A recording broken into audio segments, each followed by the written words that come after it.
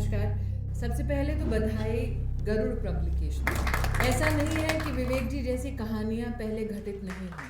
शायद पहली बार ऐसा हुआ है कि ये सब एक मंच पर आए हैं और एक ऐसा प्रकाशन जिसके बारे में ल्यूटियंस दिल्ली में आज तक कभी चर्चा नहीं हुई, उसने हिम्मत की और इस मंच से आज उसे प्रेषित करवाया। हिम्मत ऑथर को इस बात की कि अक्सर मैंने देखा है कि जब एक ऑथर बहुत ही फेमस हो जाता है किसी एक नॉमेनक्लेचर को लेकर, तो वो एक सक्सेसफुल पब्लिशिंग हाउस के पास जाता है।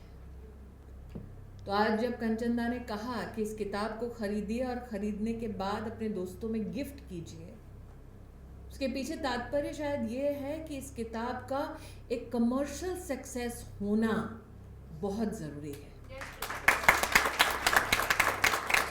विवेक अग्निहोत्री के लिए ज़रूरी नहीं है, गरुड़ के लिए ज़रूरी है।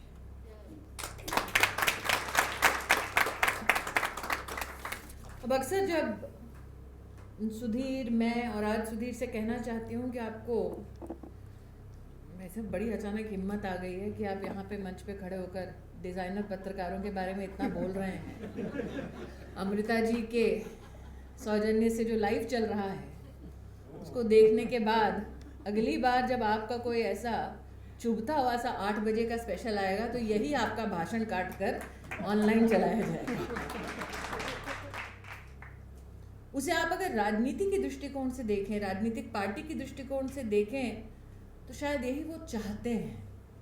राष्ट्र की दृष्टि से देखें तो जैसे दादा ने कहा, तब फेथ मैटर नहीं करेगा, कास्ट क्रीड मैटर नहीं करेगा, क्लास मैटर नहीं करेगा, सर्वाइवल ऑफ द नेशन वो मैटर करेगा। अब अक्सर संघी एक नॉमेनक्लेचर है जो विवेक जी ने अपने इस किताब में लिखा है, एक ऐसा अंश जिसमें ये अपना एक IIT मुंबई का किस्सा बतलाते हैं। प्रोफेसर के साथ उनकी चर्चा होती है, वो प्रोफेसर जो इंडिक नॉलेज और साइंस की बात करते थे, और वो प्रोफेसर जब विवेक जी से मिलते हैं तो कहते हैं कि जी मैं तो वैदिक नॉलेज के बारे में तब भी बोलता था जब मोदी जी प्रधानमंत्री नहीं थे, अब बोलता हूँ तो संघी हो गया हूँ। अब वो प्रोफेसर बेबाकी से कितना बोलता है कितना नहीं बोलता, ये ना मैं बोल पाएंगे ना विवेक बोल पाएंगे, मकरन जी बोल पाएंगे हर दिन जो JNU में बॉयकॉट होते हैं। लेकिन एक इकोसिस्टम है और ये इकोसिस्टम बहुत अच्छे से पनपा है। विवेक जी, आपने इसे अपने कॉलेज के वक्त में देखा, कंचनदा ने इसका उल्लेख किया कि जादवपुर में कैसे वाइस चांसलर को मारा गया। आप तो खुशकिस्मत है कि सिर्फ हाथ तोड़ा है आपका, लेकिन ये कॉलेज यूनिवर्सिटी तक सीमित नहीं है। मेरे अपने घर में 10वीं कक्षा का एक बच्चा है। पॉलिटिकल साइंस के सब्जेक्ट पर जब चर्चा होती है तो शिक्षिका आकर कहती है कि हिंदुस्तान के लोकतंत्र में क्या क्या खराबी है बताओ, और इस खराबी के लिए भारतीय जनता पार्टी कितनी जिम्मेदार है बताओ।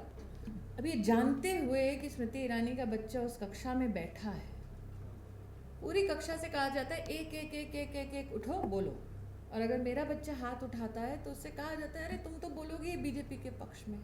ये वो बच्चा है जो अभी तक वोटर नहीं है, ये वो बच्चा है जिसकी कोई पॉलिटिकल आइडियोलॉजी नहीं है, ये वो बच्चा है जो स्कूल सिर्फ इसलिए जाता है कि उसे पढ़ना है सीखना है। लेकिन सोचिए वो मानसिकता कि आप उस बच्चे को सिंगल आउट करते हैं क्लासरूम में और कहते हैं कि तुम्हारी माँ जिस आइडियोलॉजी से संबंध रखती है वो तुम्हें आइसोलेट कर देगा अपने पीयर्स के मध्य में। ये 14 साल का बच्चा है, और इसीलिए अगर एक संस्कृत स्कॉलर के बेटे को ये समझा दिया जाए कि भाई तुम तो क्लोजेट नक्सल हो, इसमें आपको कोई आश्चर्य नहीं होना चाहिए। बस फर्क इतना है कि nowadays they are catching them younger, that is the only difference. But why this penetration in art, culture and literature? अब अक्सर जब ऐसे मंचों से हम सब बोलते हैं तो बाहर क्या हमारे बारे में आज शाम को चर्चा होगी वो भी निश्चित ही है। एक कि कितने ब्रूटिश हैं, दूसरा कि कितने अनकूथ हैं, तीसरा अगर आप पुरुष हैं तो महिला के प्रति आपका बिल्कुल सम्मान नहीं है, चौथा कि आप हिंदूवादी हैं, और पांचवा कि विवेक अग्निहोत्री की तो वैसे ही पिक्चर पिट रही थी इसलिए किताब लिख दी, कौन सी बड़ी बात। So if they can't attack you on every other issue, they'll attack you as a professional and they will isolate you. This is normal. And when you are that singular professional who says, why isolate me? They will say, you're being paranoid. Who's isolated you? And everyone who's seated here today who's a professional on this dais, I can challenge you, somewhere or there in their lives as professionals, they've been told, तुम्हें नहीं लगता है paranoia है? मास hysteria तो हो नहीं सकता। कुछ लोगों का ही कहना, और विवेक ने सही कहा, कि जब आप फिल्में बनाते हैं तो लोग ये पूछते हैं बॉक्स ऑफिस पे क्या रिटर्न है अथवा कंटेंट कितना अच्छा है। अगर बॉक्स ऑफिस की क्षमता ना भी हो और कंटेंट अच्छा हो तो वो पिक्चर सेलिब्रेट होती है, फिल्म सेलिब्रेट होती है। विवेक की फिल्म से क्यों भागना? क्योंकि जो क्रिएटिव इंडस्ट्री सिर्फ क्रिएटिव कंटेंट को सेलिब्रेट करती है उसे तो कोई परहेज होना नहीं चाहिए आपसे। भागना इसलिए, परहेज इसलिए क्योंकि वो उस मानसिकता का एक बहुत बड़ा अंश है। हम ये मानकर ना चलें कि ये सारी जो घटनाएं घट रही हैं अभी वो सिर्फ हमारे देश में ही घट रही हैं। मेरे साथ एक यंगस्टर हैं जो हिंदुस्तान में और विदेश में भी पढ़कर लौटी हैं। मैंने उनसे पूछा कि आपको पता है कि माओइस्ट इंटरनेशनल मूवमेंट कैसे शुरू हुआ, कहाँ शुरू हुआ? यूएस में एक जगह शुरू हुआ। मैंने कहा इसके ऊपर जो लेख छपते थे उसे किसने शुरू किया? 1983 में रैड अकैड्स करके, रेडिकल एकेडमिक्स करके एक ग्रुप था, और कहाँ था? हार्वर्ड में था, और वो पब्लिश करते थे, और वो बिना लेखक का नाम, बिना प्रोफेसर के नाम पब्लिश करते थे ताकि स्टेट उनको आइडेंटिफाई ना कर सके, वो सिस्टम में रहकर स्टूडेंट्स को बता सकें कि कैसे वो स्टेट खराब है, कैसे लोकतंत्र खराब है। 2001 तक उनकी पब्लिकेशंस छपती रही। अगर आप उन रिसर्चर्स को देखें जो डिफेंस एरियाज और फिर माओइस्ट इंसर्जेंसी को हिंदुस्तान में स्टडी करते हैं, तो इंटरनेशनल रिसर्चर्स ने पाया कि हिंदुस्तान में माओइज्म को आकर स्वयं देखना और अंतर्राष्ट्रीय स्तर पर उसकी वाहवाह करना ताकि फंडिंग का सोशियोलॉजिकल सपोर्ट मिलता रहे, उसके लिए प्रावधान करने की ज़रूरत है। And they identified 21 fraternal groups overseas who had one visitor or the other in the garb of a professional, in the garb of an academician who would come, who would watch, who would read, go back and write in their countries of origin. 21 fraternal groups from 21 countries. This is not a Vivek Agnihotri, Sudhir Chaudhary Kanchan battle. This is something which is happening at a bigger platform. So how do they and why do they attack you? क्या ये सिर्फ हमारे urban नेक्सल्स की problem है? क्या useful idiots वहीं एक Russian adventure तक सीमित है? नहीं। माओ ने जब किताब लिखी the red book, the little red book, तो अगर उनकी कोटेशंस, एंड इट्स इंटरेस्टिंग, मैंने आज अपनी टीम से कहा, सबने कहा विवेक जी की किताब का तो अभी विमोचन होना है, बिना पढ़े मैम आप कैसे बोलेंगे? मैंने कहा एक काम करो, go to Google and search quotes against Maoism. They searched for quotes against Maoism. They found quotes on Maoism. However, if you type quotes against religion, against God, you'll find it. You will not find it against Maoism, but you'll find it on Maoism, and it'll open up to all Mao's quotations. So what is interesting is this. Why is there desire to attack books, to attack movies, to attack culture? Because Mao said, and I quote, "In the world today, all culture, all literature and art belong to definite classes and are geared to definite political lines. There is in fact no such thing as art for art's sake, art that stands above classes, art that is detached from or independent of politics. Proletarian literature and art are part of the whole proletarian revolutionary causes. They are, as Lenin said, cogs and wheels in the whole revolutionary machine." So what is proposed as to how to use art, culture, craft, cinema for the cause of the revolution? Mao says our purpose is to ensure that literature and art fit well into the whole revolutionary machine as a component part, and that they operate as powerful weapons for uniting and educating people and attacking and destroying the enemy. How do they define the enemy? Let me tell you how the enemy is defined.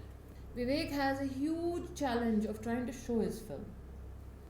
There was a film made called The Blazing Trail. If you look at the review of the film, what does it say? It is a review which says it is depicted as a saga of heroism and sacrifice against the brutal enemy. And the brutal enemy is Indian democracy. As a part of research, I looked up at Hindustan Times, an article in January 2017, and there's a Maoist diktat given to its new cadre. And the reporter writes, why is this diktat being given? So that the cadre is more disciplined. The diktat is no tea, no oily food. I wish somebody told me that. But it also says no movies or music. Really? Yes. And it says you can only watch films as suggested by the party. You have a system where indoctrination happens, where you can only read and only watch what the Maoist ideology decides for you. Can we, any political party for that matter in India, become a prototype of that? No. But the irony is that you're attacked for censoring, which you never do. The fact that I'm seated here today amongst people who are not new to the problem, who are aware of the challenge, but you've heard what I have said for the first time. That just goes to show that there is a lot that yet needs to be done. Why do I celebrate and mock Sudhir's bravery today? Because as a professional, that is what they will do to you. Ladies and gentlemen, it's very easy to stand there and give a congratulatory speech. As a professional, it is very difficult to be isolated, to be mocked, to be humiliated, to be thrown out of your job, or the threat of a job being lost on your head 24/7. And that is why there is a deadly silence in a zone where many speak bombastically, otherwise, jaise dada ne kaha, ration pani band ho jayega. So where do you hit the very crux of this problem? You don't hit it anywhere else, but as has been enunciated by Kanchanji, at the core of the operations. You hit it where the cadre is functioning, you hit it through security forces, you hit it so that you do more and more development, irrespective of whether somebody says सड़क अच्छी है या नहीं है. वो सड़क कम से कम किसी से ये नहीं पूछती कि मुझ पर चलते वक्त ये बता तू हिंदू है या मुसलमान है और तेरी जात क्या है.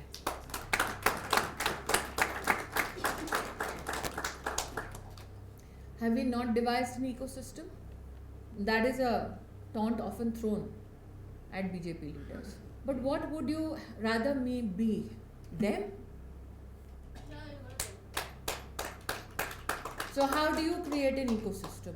You create an ecosystem by supporting somebody like Garud, which has the guts to publish. You support them. You support them by showing support for Vivek Agnihotri when he goes to JNU, and a Kaushik and a Bagga says, okay, 4,500 people come out and watch it. You support them when Makarand says, okay, boycott me, but I'll still come to class, and if I have time, I will write and write and write and make logical sense. You create that ecosystem by telling your 14-year-old what is good about Indian democracy, so that she goes and speaks in front of her entire class and makes this class stand with her and against the teacher.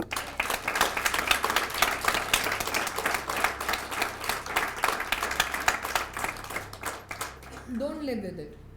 They have crushed many a people. They have called many stupid, paranoid, or for that matter, unprofessional. Succeed That is the only key. Commercially, creatively, academically, and that is where the urban laxals will lose their grip. And why do I say this? Because irrespective of that ragtag combination of academicians who had to hide at Harvard, they stopped publication in 2001.